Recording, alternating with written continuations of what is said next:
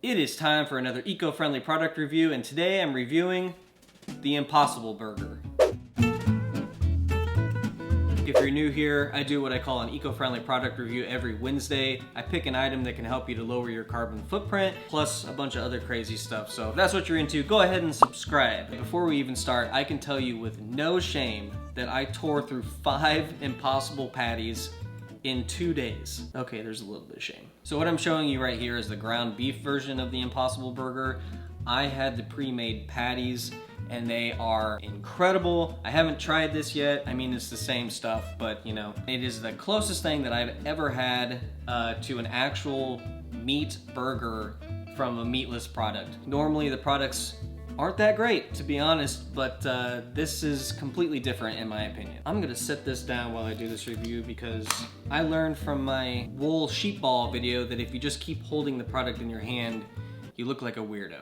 A really good burger to me is like the perfect meal. It's easy to cook, it's easy to hold, it's easy to eat, and it just tastes so good. It makes me think of sunny days and pools and beer. So if you don't already know what the Impossible Burger is, it was created with the intention of replacing beef. They went to great lengths to make a burger that looks, smells, tastes, acts exactly like a beef burger. They are literally trying to replace beef by mimicking it as closely as they can get.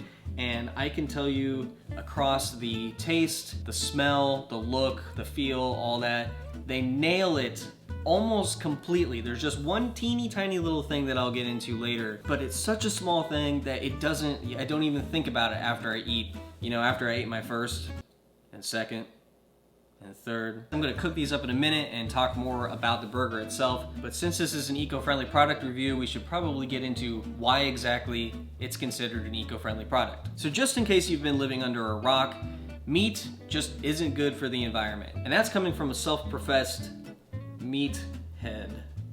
Shouldn't.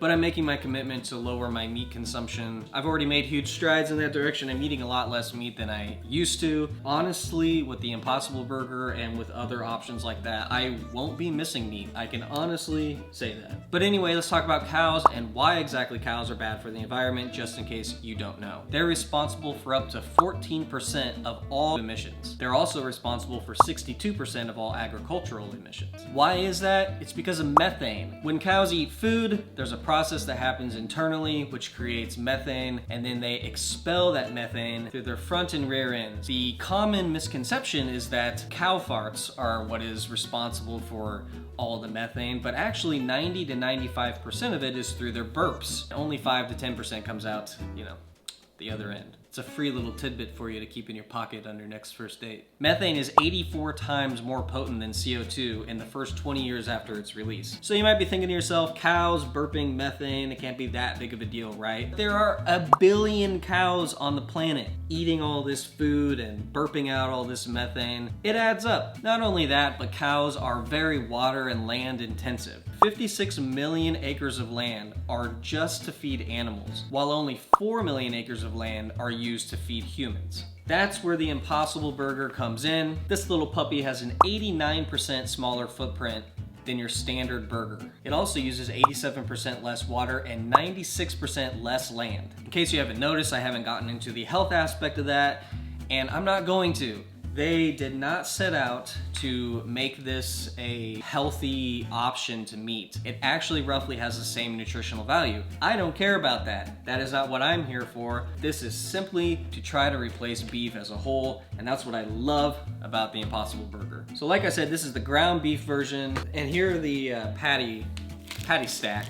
As you can see, 5 of these frozen right here. I had 5, like I said, so that's why these are the Imp Burgers. You can go to their website and have them delivered nationwide, which I think is an awesome option. I would recommend buying a larger quantity if you're gonna buy these, and that's what I'm gonna do in the future. Buy a larger quantity so that it hopefully uses less packaging. Let's cook it up and taste it. Here's my little setup, by the way. This is what I got going on every Wednesday.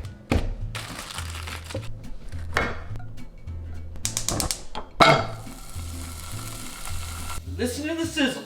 So I generally like my burgers one of 2 ways. One, I like some cheddar. some barbecue sauce and some mushrooms or some Swiss. And then the other way is that I just throw some American cheese on there. I put a layer of mayonnaise on the bottom bun, some relish, burger, ketchup, mustard. Today, I'm gonna eat this plain, just so that I can get a better taste of just the burger, how it is by itself. So I haven't grilled any of these yet. I've only been cooking them in my skillet so far with a little bit of olive oil. Out of all the frozen meatless patties that I've ever had, these handle way better than any of the other ones. The other burgers kind of seem like they fall apart. They cook really unevenly. Sometimes they're like cold in the middle and they'll be burnt on the outside. They designed these burgers to be very, very meat-like, like beef. So it cooks like beef and it looks like beef, it smells like beef, sizzles like beef. You don't have to thaw it out. You just take it straight out of the freezer, plop it in there, and you cook it for about 3 or 4 minutes per side, and it's done. All right, here we go. So I'm gonna eat this plain, like I said, just so I can get a better taste of just the burger itself. Excuse me while If you serve this burger at like a barbecue, for example, in the summer, you had some beers, you were outside, and you didn't tell anybody that this wasn't a beef burger, I almost guarantee you that they wouldn't notice. And then if you told them that they were Impossible Burgers and they're made from plants, everybody would say, shut up, no way. And then you would say, don't tell me to shut up, get out of my yard. Oh my God, these are so good. The only thing that's lacking a little bit that I wouldn't give like a 10 out of 10 on is the feel. You can kind of tell when you bite into it that it doesn't have the same firmness or the same kind of bounciness that meat has. I mean, there is a little bit of a difference with like the crispiness on the outside. It gets more crispy than a burger does. But like I said, if you're going eco-friendly, you make sacrifices, okay? After you have a couple of these, you won't notice. And trust me, I had 5. So I'm not trying to bash any other company or anything, but I've had the Beyond Meat burgers before. I've had a lot of them. I personally enjoy them, but they're not anything like the Impossible Burger. They don't look like beef, they don't smell like beef, they don't taste like beef, but this does. So there are a lot of ways to get these burgers. They ship nationwide from their website. They come out to be about $3.50 a piece, which is more expensive than if you buy, you know, like a giant old log of ground beef at the grocery store, but it's not prohibitive, you know? You can go to like a bar restaurant and buy a crappy burger that's gonna cost you 12 bucks. You can get it at Burger King, they have the Impossible Whopper. We moved to St. Louis,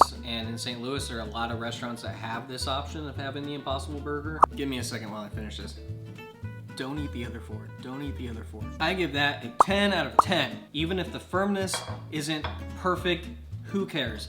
I don't care. If you're trying to do changes that are better for the planet, and you love meat like I do, but you're trying to cut it down, that is a perfect option. Now, I'm going to cook the ground beef and put it into a burrito. So yeah, I'm gonna eat a hamburger and a burrito on camera. I lost 30 pounds before I started this YouTube thing, and if I keep this up, I'm gonna put it all right back on. All right, let's cook it up. That looks very close to ground beef.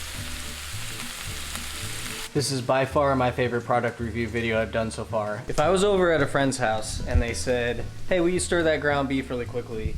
And this is what I had to stir, I would not think a thing about it. Since I had the burger completely plain, I'm gonna spice this up a little bit actually.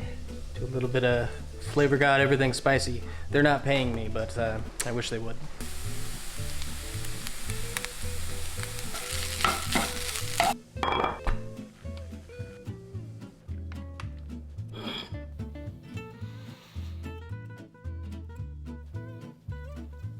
This also tastes awesome. I mean, it's the same stuff. Most people drench their burgers in ketchup, barbecue sauce. Just eating this meat plain, like how this is, tastes really good. So of course it's going to taste good when you doctor it how you want it. I'm going to finish this later so that you do not have to watch me eat on camera. I'm sorry. Woo, getting warm now. 10 out of 10. The only tiny little itty bitty thing that is lacking to me is just the feel. It doesn't feel exactly like beef, but I personally don't care about that. It looks, smells, tastes, and feels almost exactly like beef. It is doing its job by doing that. It's not trying to be a healthy replacement. I love you cows, but you Yeah, you. But you are awful for the environment. My favorite eco-friendly product review so far. Thank you so much for watching. I can't wait to do it next week.